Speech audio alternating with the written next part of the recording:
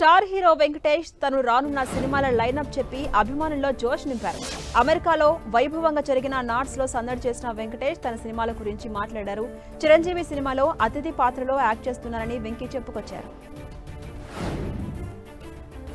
సుహాస్, మాళవిక, మనోజ్ జంటగా రామ్ గోదల తెరకెక్కిస్తున్న చిత్రం ఓ భామ అయ్యో రామ అన్ని కార్యక్రమాలు పూర్తి చేసుకున్న ఈ మూవీ విడుదలకు సిద్ధమైంది. ఈ నెల 11న ఆడియన్స్ ముందుకు రాబోతుంది.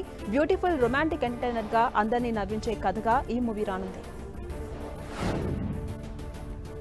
వరుస సినిమాలతో బిజీగా ఉన్నారు నటి రష్మిక. భాషతో సంబంధం లేకుండా స్టార్ హీరోల సరసన నటిస్తూ హిట్లను సొంతం చేసుకుంటున్నారు. కెరీర్ పరంగా సక్సెస్ చూస్తున్న ఆమె కుటుంబాన్ని మిస్ అవుతున్నట్టు చెప్పుకొచ్చారు.